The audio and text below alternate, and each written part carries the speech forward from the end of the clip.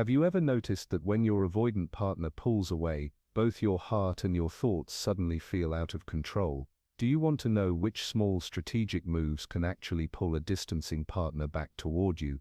This video reveals the psychological game behind that pull, the same principles that soften their pride, respect their boundaries, and quietly carve out a place for you in their mind. People with an avoidant attachment style often put enormous value on space, freedom, and autonomy. It's a defensive mechanism. Closeness makes them fear losing their independence, so they withdraw, get quiet, and sometimes behave in ways that leave you wondering, do they still care? Those are the moments when your own protective instincts kick in. You feel compelled to say something right away, to chase, to reassure, but that very impulse usually widens the gap. In this intro, we'll walk through 5 simple yet powerful methods that work on a psychological level, not aggressive, not manipulative, but smart and dignified. These techniques honor an avoidant's boundaries while awakening the subtle emotional pull that makes them miss you. The question is, how do you break through their guardedness and gently nudge them toward missing you? The answer isn't instant, but it's actionable, and in this video we'll break it down into everyday steps you can actually use. Are you ready to make small shifts in your own behavior? Do you want to learn when to stay silent, when to show independent strength, and when a brief, meaningful gesture is enough? Each move we present will come with the psychological reasoning behind it, why certain low-key signals, a short, thoughtful message, a calm act of unpredictability, firm but gentle boundaries, transform an avoidant person's awareness of your presence into actual longing. These aren't tricks to make someone play along, they are ways to replace needing with being missed, ethically and with self-respect. This is not about revenge or games. Our goal is for you to preserve your dignity while creating the conditions where they recognize your value and start to miss you. With these methods, you can reach their feelings without breaking down their defenses, and that's exactly where real change in a relationship begins. In this video, we decode those ways. The first thing you do to make your avoidant partner miss you is not chase, explain, or demand clarity. You rebuild your social presence, calmly, naturally, and confidently. Because the very first thing your avoidant subconsciously checks after pulling away is, how are you reacting without me? And that moment, when they quietly observe your energy from a distance, decides how strongly they'll start to miss you later. See, avoidants expect emotional chaos after they pull back. They assume you'll break down, over message, or post something dramatic that proves they were right about needing distance. But when instead of collapsing, you stay visible, connecting with friends, showing up in life, and doing things that reflect emotional steadiness, it confuses their prediction. It makes them pause. So how do you do it right? You don't fake happiness. You don't post revenge stories or forced smiles. You share moments that look effortlessly authentic. Maybe a coffee with a friend, a new routine, or just small signs that you're engaged with life. You show calm energy, not attention-seeking behavior. You let your online and offline presence speak one subtle message, I'm doing okay, even without constant reassurance. Now here's where the real psychology kicks in, how your avoidant partner feels and reacts when you do this. When they see you handling space without panic, it disrupts their emotional script. Avoidants create distance to protect themselves. They expect pressure or emotional pursuit to justify that distance. But when you don't give them that, they lose their emotional excuse to stay detached. They start wondering, wait, did they stop caring? That question quietly pokes at their control. At first they'll pretend not to care. They might stay silent, scroll past your updates, or act indifferent. But underneath there's a subtle tension building, because they're noticing a version of you that's not chasing but thriving, and that shift is emotionally magnetic for an avoidant. Soon they start revisiting your profile more often. They compare your calm presence to the emotional reactions they've seen before. They might even start testing the waters, liking a story, dropping a short message, or reappearing in indirect ways. Because your quiet self-assurance awakens something they didn't expect, the fear of being replaced in your world. That's the paradox of avoidance. They want space, but they want to know that you're still there.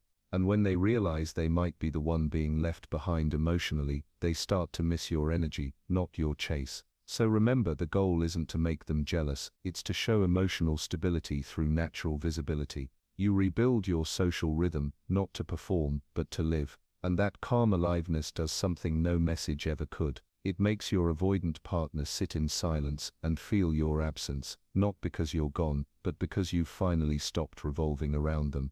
The second thing you do to make your avoidant partner miss you is stop trying to decode them and start reinvesting that energy into you. This step isn't about showing strength, it's about building it quietly. When emotional distance happens, most people freeze in confusion. They wait, analyze or replay conversations in their head, thinking maybe they said something wrong, but you're not doing that anymore. You're shifting focus from reaction to reconstruction. That means instead of scrolling, waiting or wondering when they'll come back, you start doing something that rebuilds your center, something that reminds you of your worth outside the relationship. Start waking up earlier, read, move your body, cook for yourself, create something. Even if it's just changing small daily patterns, it matters, because it's energy redirected. That same emotional power you once spent overthinking, you now use to evolve. And this isn't about becoming someone else, it's about becoming the version of yourself that existed before the anxiety. You're not pretending you're fine, you're proving to yourself that you can grow even through the ache. Avoidants unconsciously admire that. They may never say it out loud, but growth, independence and quiet confidence are the traits that attract them the most, because they associate those with safety.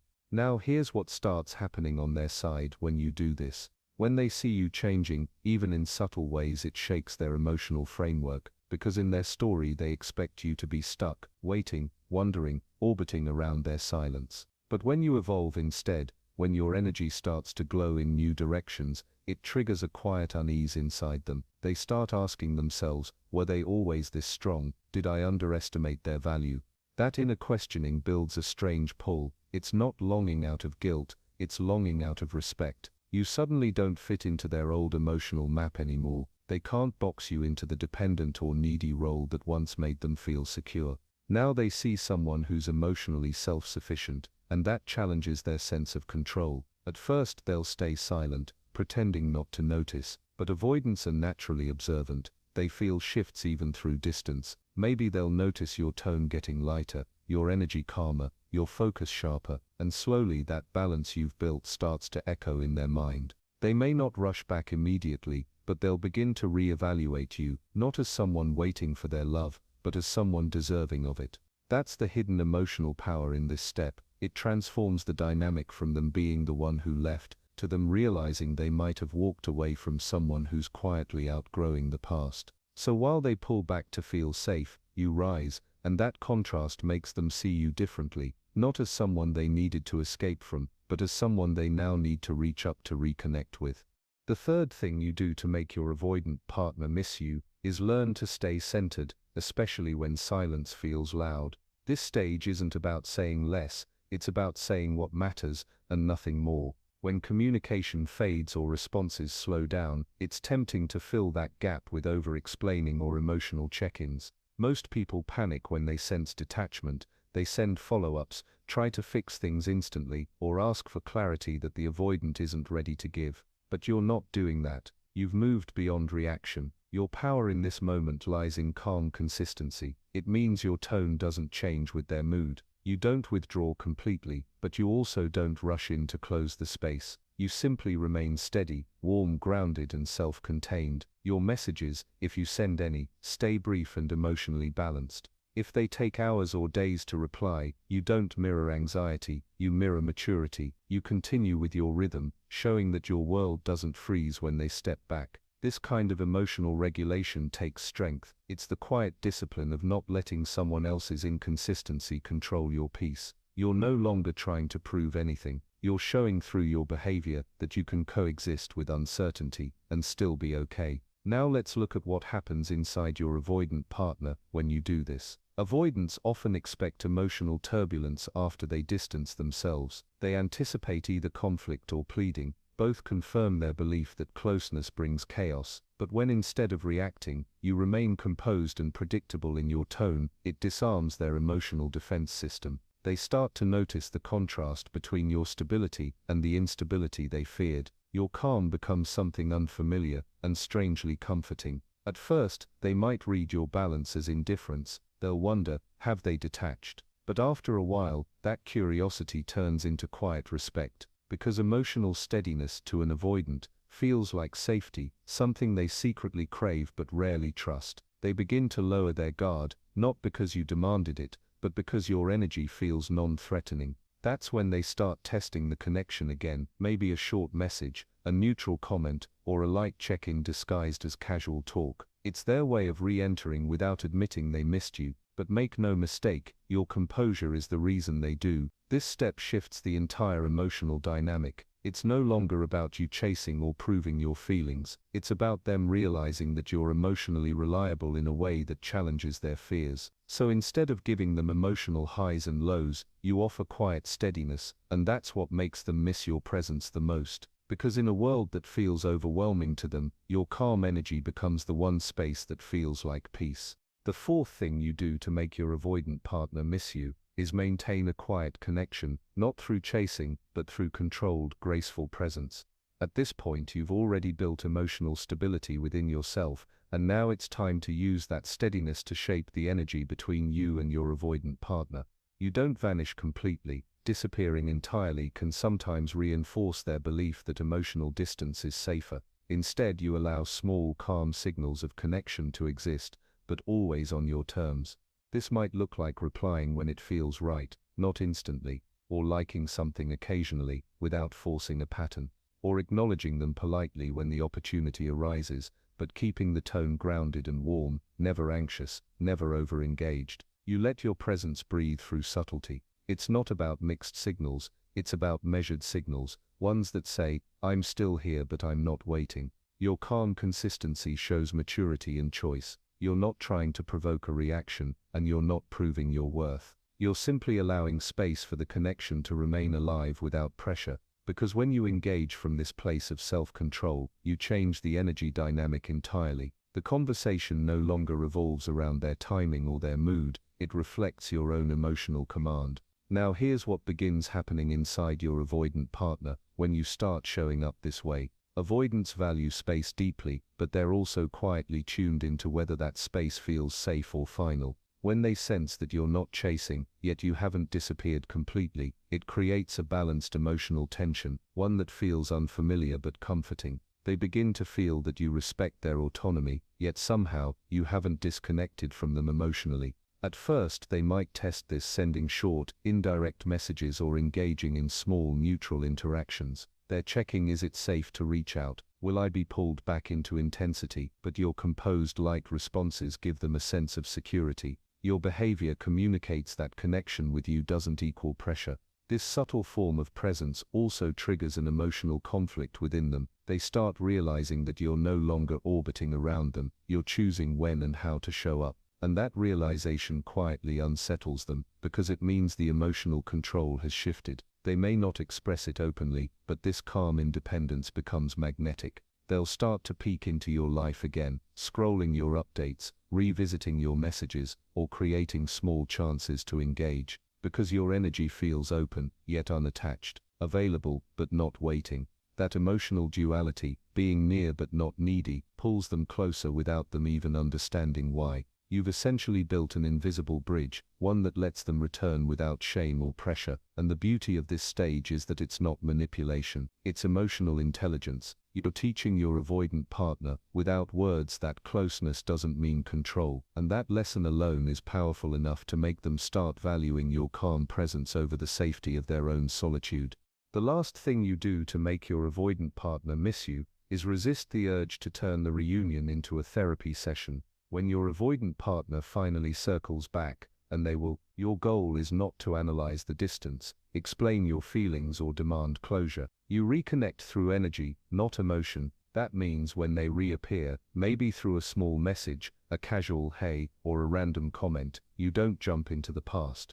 You keep it light, easy, and natural. Talk about something relatable, something neutral, maybe a shared interest, a mutual joke, or a topic that feels comfortable. You stay calm, confident, and in control of your tone. This step is about creating familiar ease, the same kind of vibe that existed before emotional tension took over. Because avoidants don't return when they sense emotional pressure, they return when they feel safe again. So instead of flooding the conversation with feelings, you let your energy show that you're no longer holding resentment, confusion, or expectations. Think of this as emotional re-entry, gentle, not intense. You're reintroducing your presence through kindness, not through confession. This subtle calm tells them, you're free, and so am I. And that message, though unspoken, melts the very fear that made them pull away in the first place. Now let's look at how your avoidant partner starts to feel and react when you approach them like this. At first they'll notice something different. Your tone doesn't carry tension anymore. They were expecting emotional weight, maybe a hint of blame, or a need for reassurance. But instead they find composure, a grounded energy that doesn't demand, doesn't chase, doesn't cling. This change immediately disarms them. Avoidants are hypersensitive to emotional intensity. When they sense even a hint of pressure, their instinct is to retreat. But your lightness creates safety. It tells them they can relax around you. They might act casual, but internally, they feel something shift. This feels easier than before. That comfort slowly transforms into curiosity, and curiosity into connection. Soon they start mirroring your tone. A softer, more present version of themselves emerges. They respond faster.